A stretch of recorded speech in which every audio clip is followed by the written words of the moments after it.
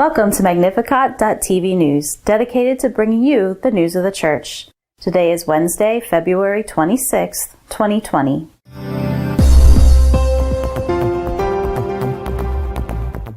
The Pope has decided that future diplomats in the Church will spend a year in missions during their formative years.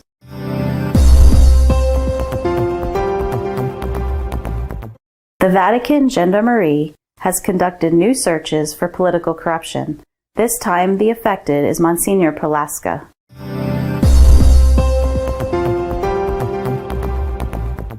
The Archbishop of Bombay, Cardinal Gracias, has stated his firm opposition against the approval of abortion by Indian authorities.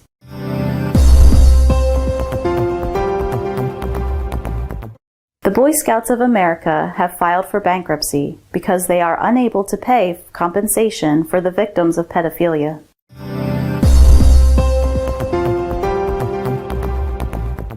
Mormons could return to the practice of polygamy, as approved in the state of Utah by the local Senate.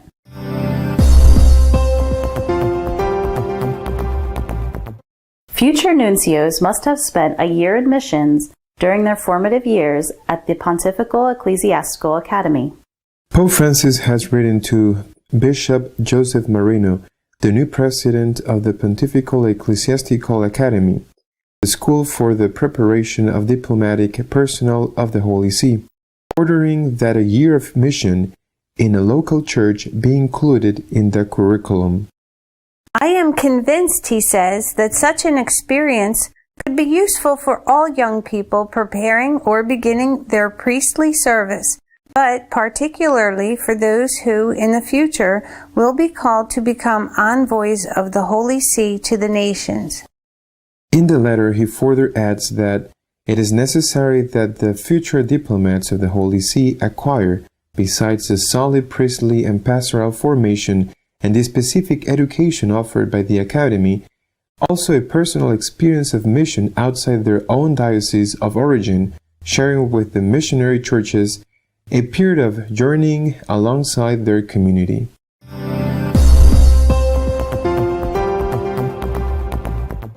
Monsignor Palaska, who for years has worked in the Secretariat of State, is the subject of an investigation in search of economic corruption. On February 18th, the Vatican justice system launched a new operation against financial crime and seized documentation and IT equipment during a search of the office and residence of the former head of the Administrative Office of the First Section of the Secretariat of State, Monsignor Palaska. The Holy See Press Office reported in a statement that the operation was ordered by the Promoter of Justice, Gian Piero Milano, in the context of the investigation of financial investments promoted by the Secretariat of State in the real estate sector. It is also noted that this operation, carried out in accordance with the principle of the presumption of innocence, is the result of the first interrogations of officials under investigation and suspended following the raid of the offices of the Secretariat of State and the Financial Information Authority on October 1st, 2019. According to leaked information, the investigation conducted by the Promoter of Justice results from the use by the Secretariat of State of approximately $725 million in part from the Peter's Pence in unregistered operations.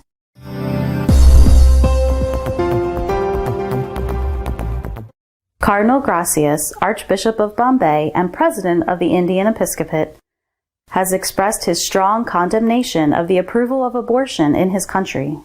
Cardinal Gracias, Archbishop of Bombay and President of the Indian Episcopal Conference, reminded the plenary conference that the Church is uncompromising in protecting the sacredness of human life from conception to natural death. Human life must be absolutely respected and protected since conception, said the Cardinal, in condemning the new Indian law that increases the time limit for legal abortion to 24 weeks. Bishops, he said, have a responsibility to spread Christ's message about the dignity of every human life.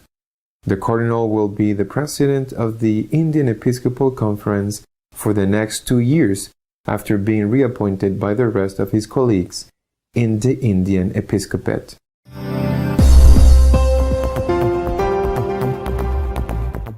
The substantial compensation for victims of pedophilia has bankrupted the Boy Scouts of America, as they cannot respond to it.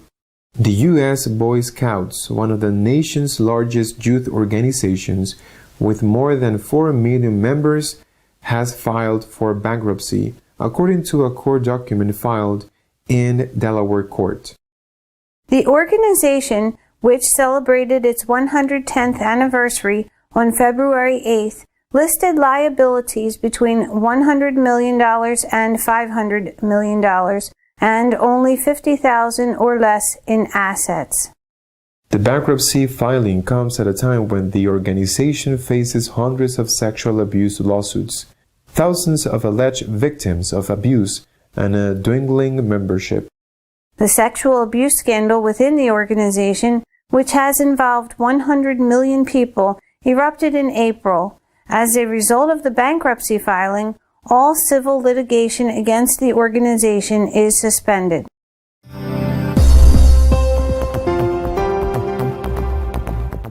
Polygamy could become legal again in Utah, as approved by the local Senate, although approval by the Utah Congress is still pending. The Utah State Senate voted unanimously to decriminalize adult polygamy. It is a practice with deep religious roots in the predominantly Mormon state. From now on, polygamy will not be legal, but neither will it be a crime, being only sanctioned as a simple infraction. The bill now moves to the Utah House of Representatives, where it is likely to face further resistance, and even then, it would require the approval of the governor, Republican and Mormon Jerry Herbert. Under current law, polygamy is classified as a third-degree felony, punishable by up to 5 years in prison. If the Senate bill comes law, penalties for plural marriage would be limited to fines of up to $750. Those opposed to depenalization say that the current law should not be changed because polygamy is inherently dangerous and harmful to women and children, particularly girls, some of who have been forced to marry older men. Polygamy is part of the early teachings of the Church of Jesus Christ of Latter-day Saints, whose members fled persecution for the practice and settled in the territory of Utah in 1847. The cult rejected polygamy in 1890 as a condition for founding the state of Utah. However, fundamentalist Mormons, who number more than 30,000 throughout the western United States, believe they are adhering to the true form of Mormon doctrine, which promises the glorification of polygamists in heaven.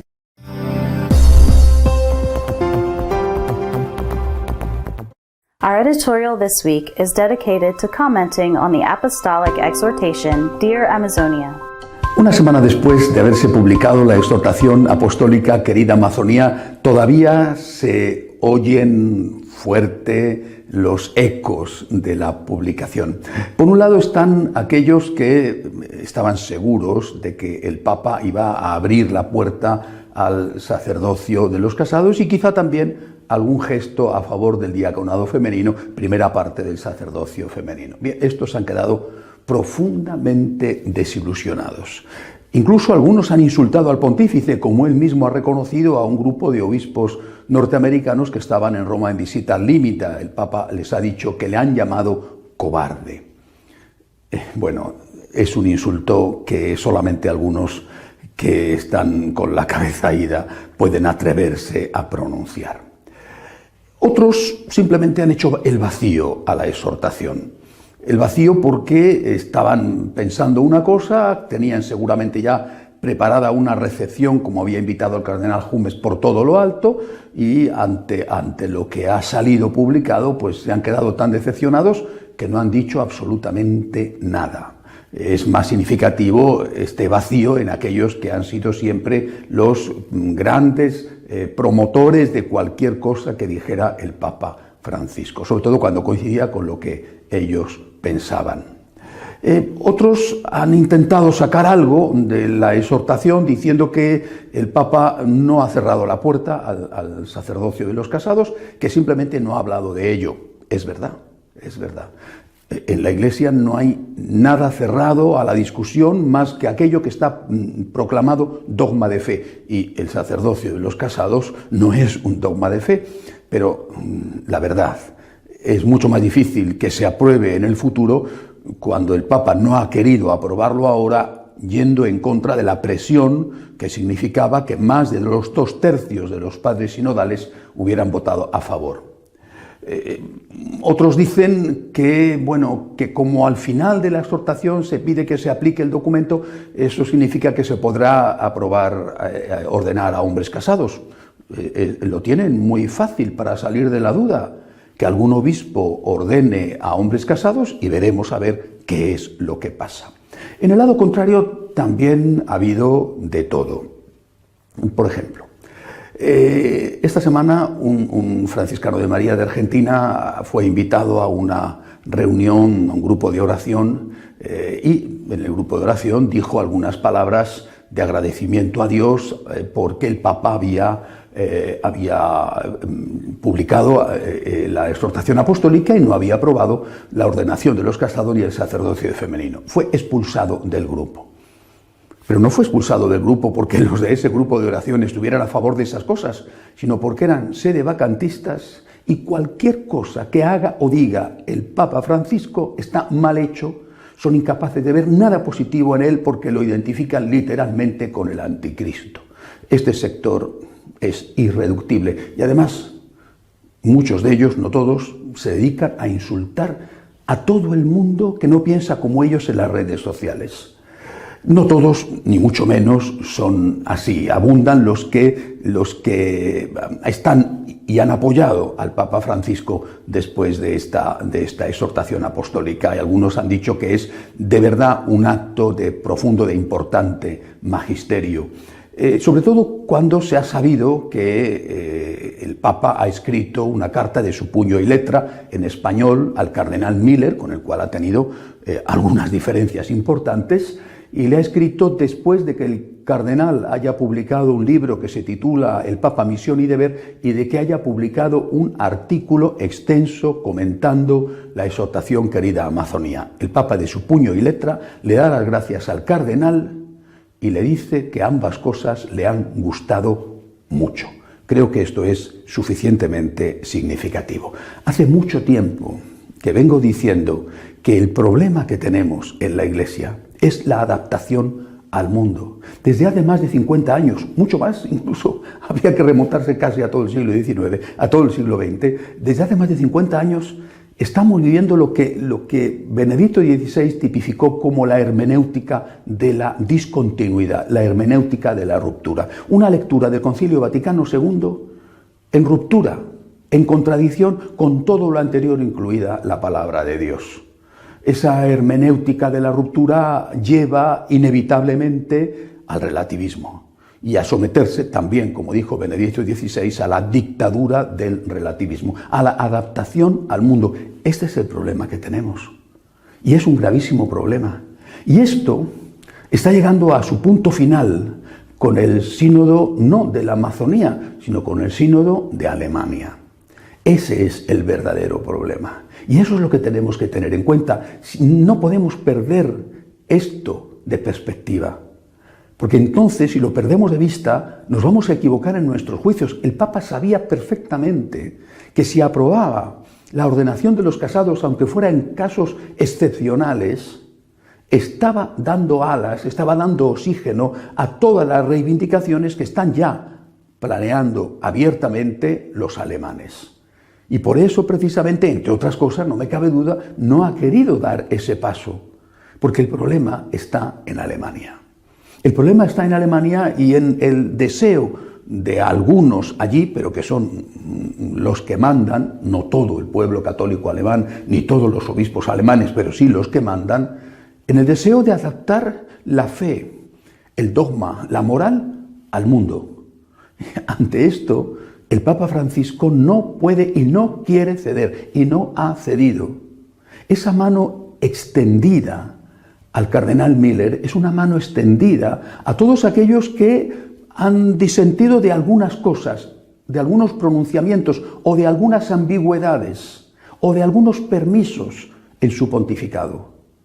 Es una mano extendida para trabajar juntos para evitar una situación gravísima que, como en su momento dijo el obispo de Essen, que es el vicepresidente de la Conferencia Episcopal y que tiene muchas posibilidades de ser elegido presidente ante la renuncia del cardenal Marx, si hay un cisma en Alemania será más grande que el de Lutero, y no porque se produzca solo en Alemania, sino porque se extenderá a muchos países del mundo, si no a todos los países del mundo.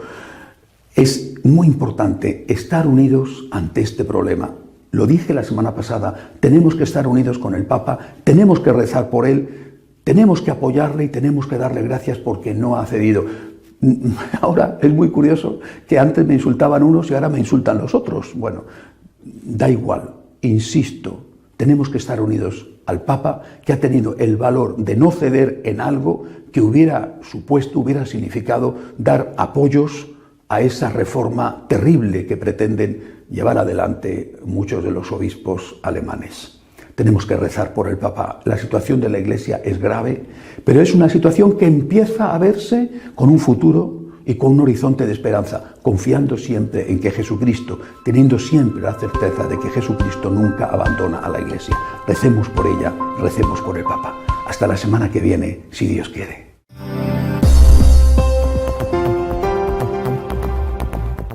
If you wish to keep up to date on what is happening in the Church, please follow us online at www.catholicosonline.org. We will see you next week, God willing.